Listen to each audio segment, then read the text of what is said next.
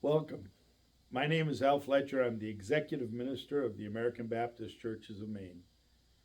This video is about our American Baptist history. The American Baptist Churches of Maine has a proud history, one that has helped shape the country in which we live and the world in which we serve.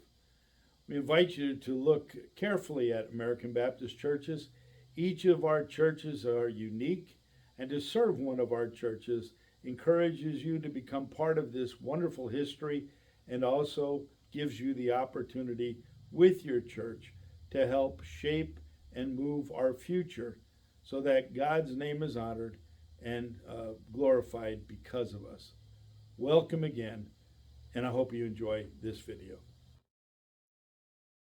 Baptist theologian James McClendon once wrote, "Christian beliefs are not simply propositions to be cataloged or juggled like truth functions in a computer. Rather, they are living convictions which give shape to real lives and real communities. Theology at its very least, then, is biography, and biography at its very best is theology. The best way to understand Baptist identity and theology, then, is to look at Baptist history. The best way to understand American Baptist identity and theology, then, is to look at American Baptist history."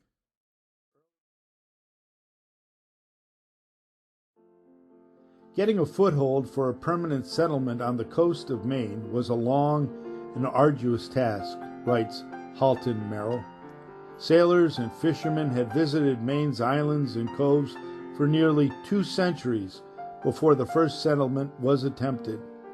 Such settlement was doomed to failure because of hardship, severe weather, and resistance from the natives. Despite such repeated failure, however, the Maine settler was determined. Puritanism was established in Maine as early as 1652, when the Massachusetts Bay Colony purchased the province of Maine from Sir Fernando Gorges.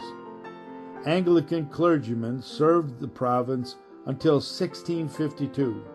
Not until Maine became an official state in 1820 was greater religious freedom made possible.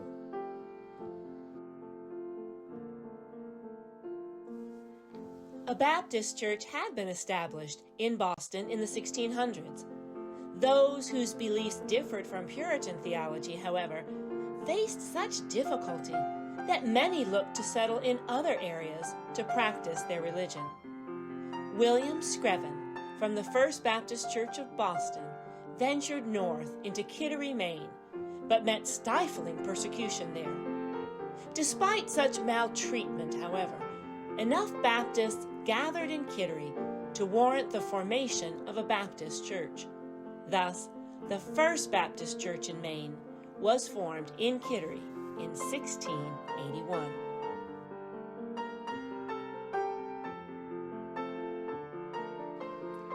Inflamed with evangelistic and missionary zeal, Hezekiah Smith of Haverhill, Massachusetts, later traveled into New Hampshire and Maine, preaching at whatever homes would welcome him. In 1772, he arrived at North Yarmouth, where he preached at a number of homes, leading to the establishment of a Baptist church there.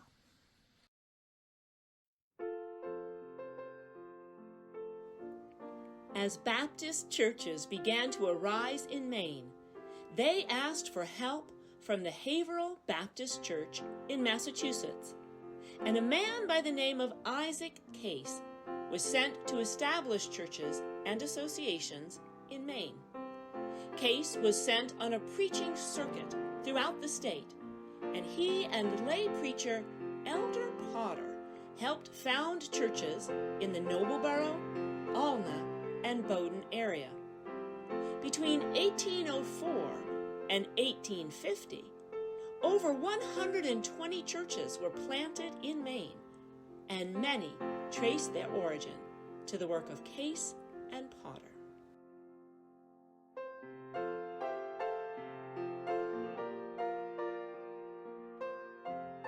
Maine Baptists didn't want to be known simply as frontier preachers. They wanted to show the world that they were fully vested, serious, and educated. Education was of vital importance in Maine's early Baptist history.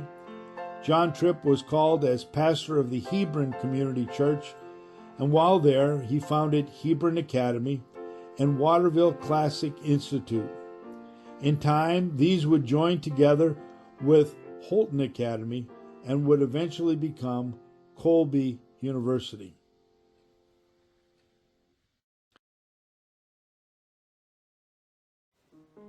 During the Second Great Awakening, the famous Anglican evangelist George Whitefield influenced Benjamin Randall. His preaching was not Reformed or Calvinistic like many Baptists in New England at that time, who were often described as regular Baptists. Instead, Randall's proclamations emphasized God's offer of salvation and one's free will in accepting it. Randall's churches became known as Free Will Baptist churches.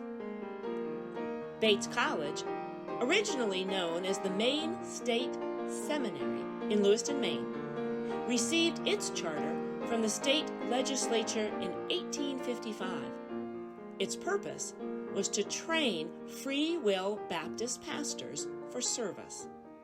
Later, in 1912, the Free Will Baptists and the regular Calvinistic Baptists began to come together to form the United Baptist Convention of Maine.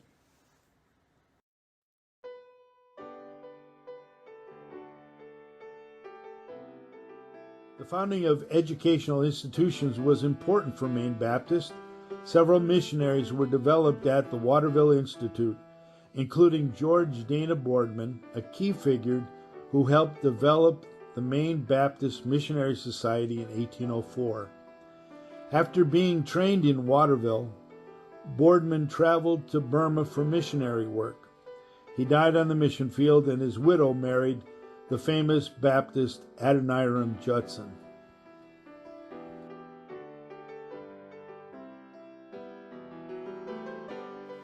After Boardman, the next Maine Baptist to engage in foreign missions was Sarah Cummings of North Yarmouth.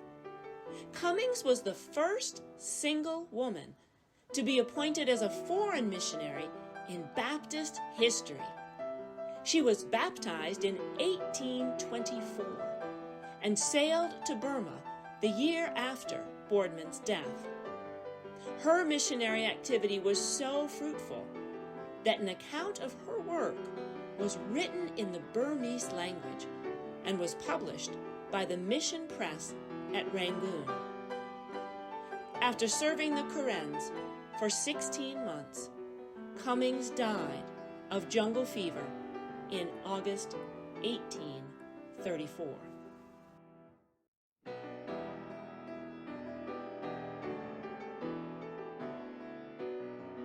What we now call ABCOM was once called the Maine Baptist Missionary Society. This society raised funds for foreign and local mission. John Mason Peck helped raise money to reach Native Americans with the gospel. Moses and Thomas Merrill later traveled to Michigan and Nebraska to minister to Native Americans there. Such outreach efforts helped unite Maine's separate societies into one unified mission society.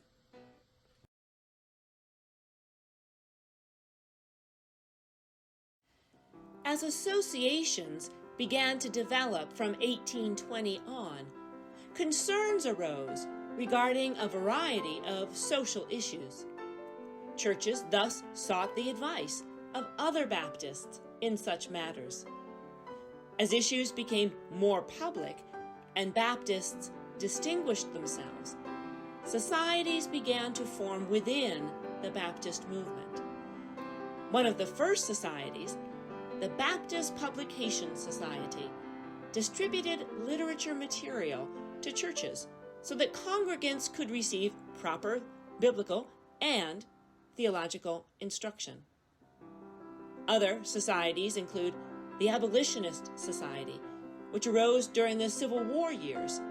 Its purpose was to provide information, biblical and cultural, about what was happening within the United States slave trade and how it needed to end. An educational society also arose, which sought to support the various educational institutions which had arisen in Maine.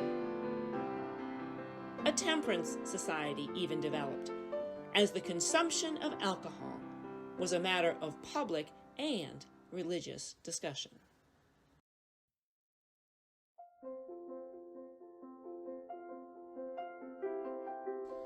Nine full pages were required in the 1929 yearbook to describe the missionary activities of Maine Baptist women. The emphasis upon their work had come a long way in 25 years, writes Walter Cook.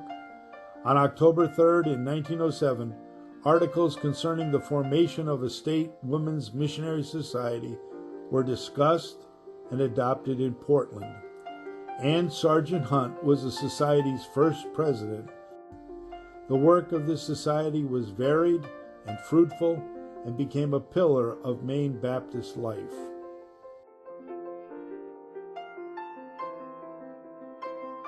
The region in which you're about to serve is called the American Baptist Churches of Maine, or ABCOM. A region is a gathering of local churches by associations. Associations are geographical gathering of local churches. Your church is a member of an association. Baptists, since its very beginnings, both emphasize the local church and the need to be associational.